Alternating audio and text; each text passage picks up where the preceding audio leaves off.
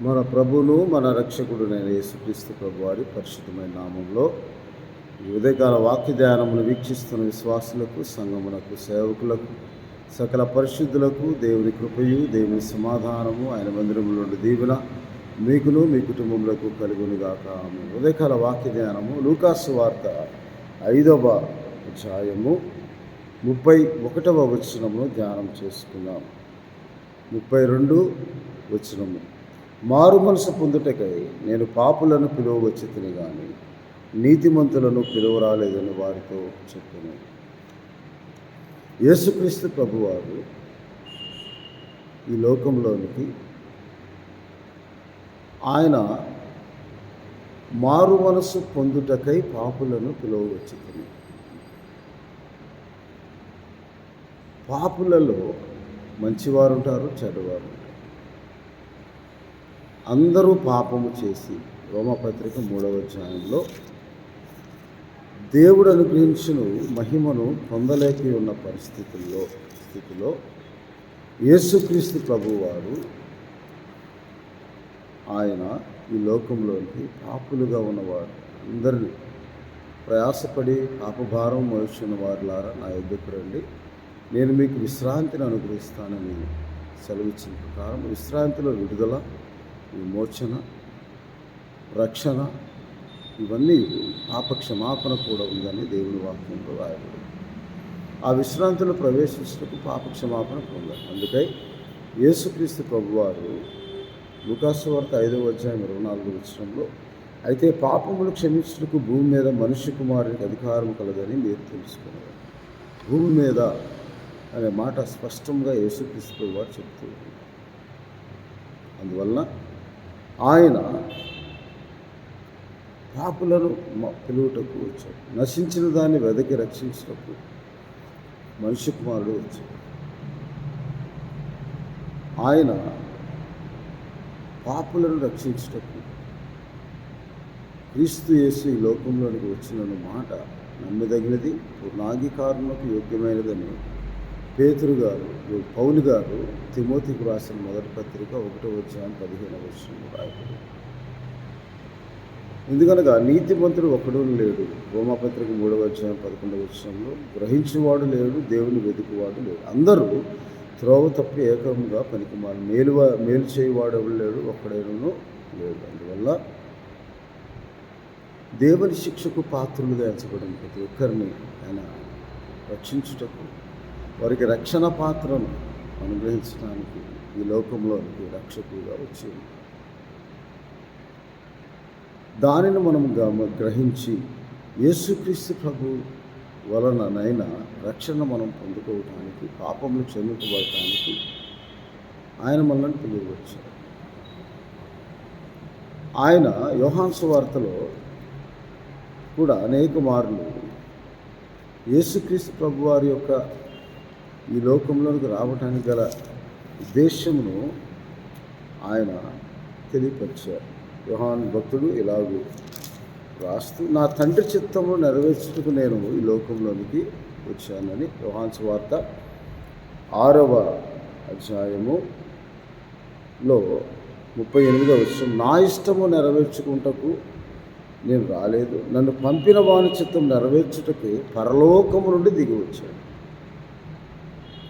ఆ పరలోకం నుండి దిగి వచ్చిన యేసుక్రీస్తు ప్రభువారు తండ్రి వలన ఏ మాటలు విన్నారో, తండ్రి ఇదివరకే క్రియ చేయుచున్నాడని యేసుక్రీస్తు ప్రభువారు ముందుగా యోహాను సువార్తలో నా తండ్రి ఇదివరకే క్రియ చేయుచున్నాడు, కార్యము చేయుచున్నాడు అని రాసిన ప్రకారము నేను ఈ లోకమునకు తీర్పు తీర్చడానికి రాలేదు, కానీ యోహాను సువార్త 12వ అధ్యాయము 47వ వచనంలో ఎవడైనా నా మాటలు విని వాటిని గైకొని ఎడల నేను అతనికి తీర్పు తీర్చను, నేను లోకమునకు తీర్పు తీర్చుటకు రాలేదు కానీ లోకమును రక్షించుటకే వచ్చి ఉన్నానని దేవుని వాక్యంలో రాయబడి ఉంది. అందువలన ఆయన ఈ లోకంలోనికి వచ్చి తన సువార్త ప్రకటన ద్వారా ప్రారంభంలో కూడా మార్కు సువార్త 1వ అధ్యాయం 14-15 వచనంలో దేవుని రాజ్యం సమీపించి ఉన్నది, మారు మనసు పొందుడి, సువార్తను నమ్ముడి అని దేవుని వాక్యంలో రాయబడింది. అందువలన ఆయన ఈ లోకంలో పాపులను పిలువస్తూ నీవు పాపమని గ్రహించడానికి, తెలియచేయడానికి. ఎందుకనగా నేను వచ్చి బోధింపకపోతే మీరు పాపములోనే ఉండే చనిపోతారని దేవుని వాక్యంలో యోహాను సువార్తలోనే యేసుక్రీస్తు ప్రభువారు ఆయన దేవుని కృపను అనుగ్రహించి ఆ కృప ద్వారా మనం రక్షింపబడినట్లు యోహాను సువార్త 8వ అధ్యాయం 23వ వచనంలో,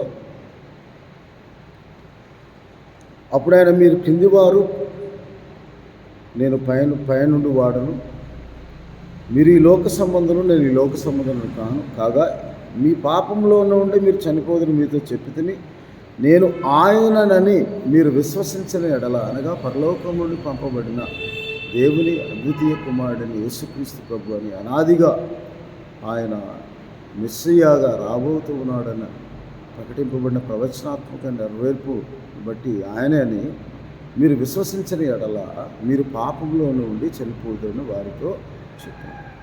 కాబట్టి ఎప్పుడైతే మన పాపంలోనే ఉండి చనిపోతామో, ఆ చావుకు లోనైన మన చావులకు లోనైన మన మరణముకు దాశ్రముకు లోనైన మన శరీరములను ఆత్మలను రక్షించడానికి ఆయన పరలోకము నుండి జీవింపచేయు ఆత్మగా దిగి వచ్చాడు. ఎప్పుడైతే మనము ఆ యోగ్యతను కోల్పోతామో, యోహాను సువార్త 8వ అధ్యాయం 21వ వచనంలో, మరి ఒకప్పుడు ఆయన నేను వెళ్ళిపోవచ్చున్నాను, మీరు నన్ను వెతుకుదురు కానీ మీ పాపంలో ఉండి చనిపోవద్దు, నేను వెళ్ళి చోటికి మీరు రాలేరని చెప్పాను. కాబట్టి ఆయన మన కొరకు సిద్ధపరుస్తున్న స్థలంలో మనం ఉండలాగున మొదట మనం పాపక్షమాపణ పొందాలి. పాపక్షమాపణ పొందాలంటే యేసుక్రీస్తు ప్రభువారు మనకు అనుగ్రహించిన ఆహ్వానం, ప్రయాసపడి భారం ఇవ్వాలన్న ఎదురు రెండు మన పాపక్షమాపణ, పాపం ఒప్పుకుంటూ పాపివని గ్రహించి మనము మన పాపం ఒప్పుకునే ఆయన నమ్మదగిన వాడు, నీతిమంతుడు, సకల దుర్నీతి నుండి సమస్తమైన కల్మషం నుండి శరీరమునకు ఆత్మకు కలిగిన కల్మషం నుండి మన పవిత్రులుగా చేయగల శక్తిగల దేవుడిగా ఆయన లోకం నుండికి వచ్చాడు.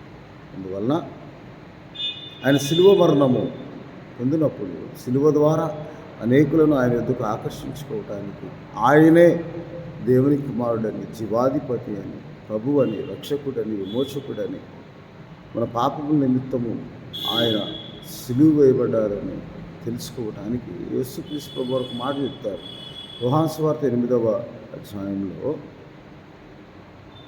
26వ వచనం, మిమ్మల్ని గూర్చి చెప్పుటకు తీర్పు తెచ్చుటకు చాలా సంగతులు నాకు కలవు, కానీ నన్ను పంపినవాడు సత్యవంతుడు, నేను ఆయన యొద్ద వినిన సంగతులే లోకమునకు బోధించుచు ఉన్నాను. తండ్రిని గూర్చి తమతో ఆయన చెప్పినని వారు గ్రహింపకపోయారు. కావున యేసు మీరు మనిషి కుమారుడు పైకెత్తినప్పుడు నేనే ఆయనని, నా అంతట నేనే ఏమీ చేయక తండ్రి నాకు నేర్పినట్లు ఈ సంగతులు మాట్లాడుచున్నానని మీరు గ్రహించెదరు. నన్ను పంపినవాడు నాకు తోడై ఉన్నాడు, ఆయనకి ఇష్టమైన కార్యము నేను ఎల్లప్పుడూ చేయుదును కనుక ఆయన నన్ను ఒంటరిగా విడిచిపెట్టలేదు అని దేవుని వాక్యంలో.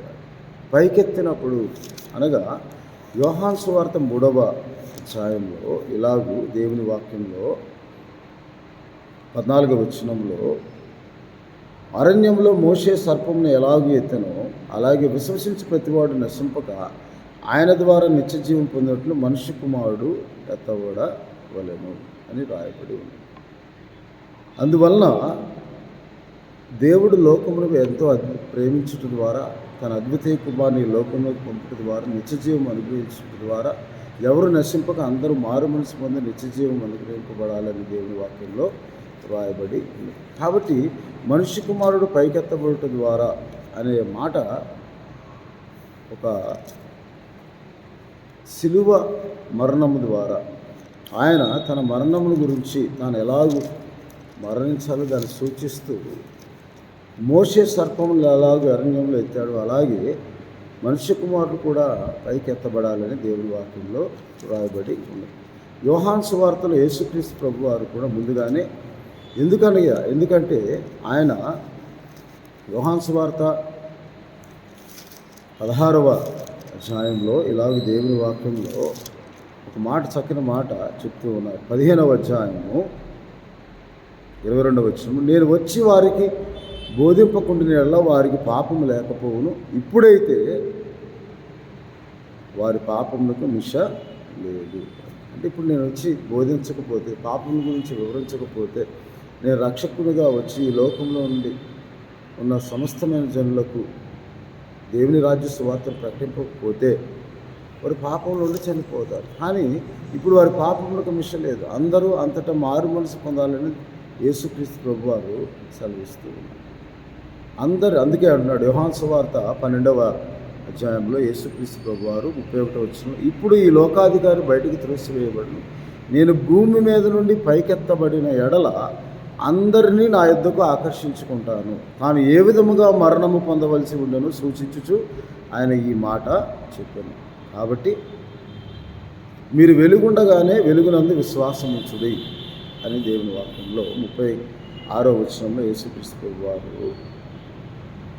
అయినా కానీ ఎన్ని సూచక్రియలు చేసినా, ఎన్ని మాటలు చెప్పినా ఆయన ఎందుకు విశ్వాసం ఉంచకపోయారని 36వ వచనంలో, మీరు వెలుగు సంబంధులు ఉన్నట్లు మీరు వెలుగు ఉండగానే వెలుగునందు విశ్వాసం ఉంచిన యేసు ఈ మాటలు చెప్పి వారికి కనబడకుండా దాగి ఉన్న ఆయన వారి ఎదుట ఎన్ని సూచక్రియలు చేసినా వారు ఆయన యందు విశ్వాసం ఉంచరైది అని దేవుని వాక్యంలో రాయబడింది. అందువలన యేసుక్రీస్తు ప్రభువారు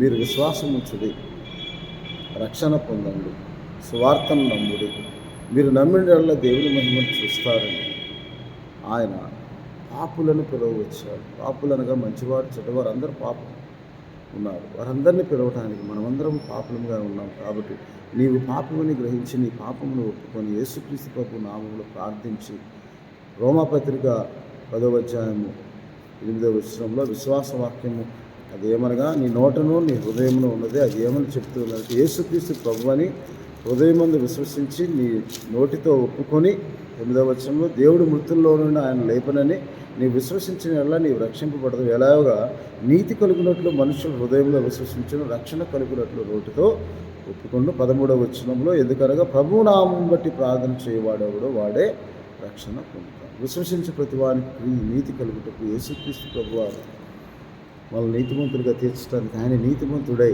పరిశుద్ధుడై పవిత్రుడై ఈ లోకంలోనికి వచ్చి ఆయన ఎందుకు ప్రత్యక్షమయ్యాడు, ఎందుకు వచ్చాడని పిలాతుతో కూడా యోహాను సువార్త 18వ అధ్యాయం 37వ వచనంలో, అందుకు పిలాతు నీవు రాజు అని అడుగా నీవన్నట్టే నేను రాజునే, సత్యమును గురించి సాక్ష్యం ఇచ్చుటకు నేను ఈ లోకం ఇందు నిమిత్తం పుట్టి తిని ఇందు నిమిత్తమే ఈ లోకమునకు వచ్చి తిని అని దేవుని వాక్యంలో రాయబడింది.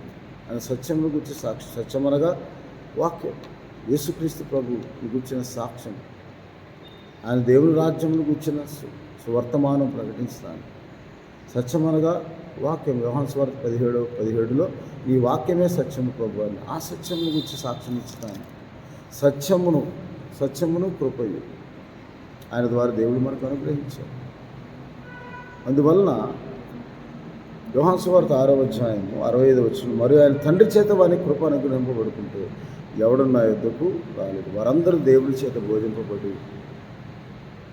తండ్రి చేత నాకు అనుగ్రహింపబడిన వారు నా యొద్దకు వస్తారు, నేను ఏమాత్రము తోసివేయనని 37వ వచనం యోహాను సువార్త 6వ అధ్యాయంలో రాయబడి. కాబట్టి ఆయన ఇచ్చిన ఆహ్వానములను మనం ఆలకించి అంగీకరించి ఆయన సన్నిధికి వచ్చి మన పాపము ఒప్పుకొని శిలువ యాగము ద్వారా ఆయనకు మనకు అనుగ్రహించిన విడుదల, విమోచన, మహిమా స్వాతంత్రం అనబడిన పాప క్షమాపణ మనకు ఆయన అనుగ్రహించినట్లుగా నేను మారు మనసు పొందుటకే పాపులను పిలవచ్చు తిని అని చెప్పిన మాట మనకు మారు మనసు పొందటానికి అని సమయం ఇస్తుంది. ఎవరు నశించడానికి ఇష్టం లేదు. నేను వచ్చి వారికి బోధింపకపోతే వారి పాపము లేకపోను, కానీ ఇప్పుడైతే అంతటా అందరూ మారు మనసు పొందాలని ప్రకటించిన తర్వాత వారి పాపములకు మిషలేదని యేసుక్రీస్తు ప్రభువు చెప్పిన మాటను మనం జ్ఞాపకం చేసుకుని అజ్ఞానకాలంలో అపొస్తల కార్యం 17వ అధ్యాయం 33 అజ్ఞాకాలంలో చూచిచున్నట్టుగా ఉన్నారు. ఇప్పుడైతే అందరూ అంతటా మారు మనసు పొందాలని ఆయన ఆలస్యం చేయుచున్నాడు, ఆయన దీర్ఘశాంతం చూపుచున్నాడని 2వ పేతురు పత్రిక 3వ అధ్యాయం 9వ వచనంలో రాయబడిన ప్రకారం ఎవరు నశించడానికి ఇష్టం లేదు కదా ఆయన మారు మనసు పొంద సమయం ఇచ్చాడు. ఇదే మిక్కిలి అనుకూల సమయం అని, నేడే రక్షణ దినమని, నీవు విశ్వసించినదేమే రక్షణ దినమని, ఆయన ప్రభు అని నోటితో ఒప్పుకున్న దినమే రక్షణ దినమని, నీ హృదయం మంది విశ్వసించి నోటితో ఒప్పుకొని ప్రభు నామమును ప్రార్థించట్లు పాప క్షమాపణ గురించి ప్రార్థిస్తూ మన పాపమును ఒప్పుకొని ఎడల ఆయన నమ్మదగిన వాడు నీతిమంతుడని దేవుని వాక్యంలో రాయబడిన ప్రకారం మారు మనసు పొందుటకే నేను పాపలను పిలవచ్చుకుని అలాగూ మనం ఆయన ఆహ్వానం గ్రహించి మనమందరం ఆయన దగ్గరకు వచ్చి ఆయన సన్నిధికి వచ్చి ప్రార్థనాపూర్వకంగా యేసుక్రీస్తు ప్రభు నామమున పాప క్షమాపణ పొంది మన ఆత్మను రక్షించుకుంటూ శక్తిగల వాక్యం సాత్వికంతో అంగీకరించి ప్రభు నామము ప్రార్థించి రక్షణ పొందాలని దేవుని వాక్యంలో దేవుడు మనతో మాట్లాడే కృపను అటు ఆత్మ నడిపింపును అటు పాప క్షమాపణను అటు మారు మనసు దయచేయి పరిశుద్ధాత్మ దేవుడు మనకు తోడుగా ఉంటుంది దాకా ఆమె. ప్రభువానికి స్తోత్రాలు తండ్రి. ఉదయకాల సమయంలో ఈ వాక్యదాన్ని బట్టి మీరు ఇచ్చిన ఆహ్వానం మేమందరం అంగీకరించి మీరు లోకము పాపం తీసివేయటకు వచ్చారు, అపవాది క్రియలను లయపరచడానికి వచ్చారు, మరణదాశ్రమంలో ఎవరైన వారిని విడిపించడానికి వచ్చారు.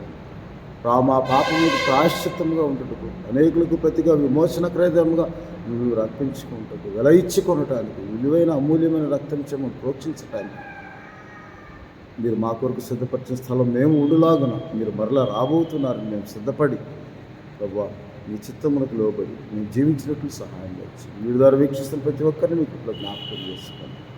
మా ప్రభువును రక్షకుడైన యేసుక్రీస్తు వారి పరిశుద్ధమైన నామం ప్రార్థన చేస్తున్నాం తండ్రి. తండ్రి దేవుని ప్రేమ, ప్రభువును రక్షకుడైన యేసుక్రీస్తు వారి కృప, పరిశుద్ధాత్మని చాదన అన్య సహవాసం ఆయన తన కృపను మనకు అనుగ్రహించి కృప చేత మనం రక్షింపబడినట్టు పరిశుద్ధాత్మ దేవుడు మనకు సహాయం దయచేయును గాక. ఆమె. దేవుడు మిమ్మల్ని దీవించును గాక. ఆమె.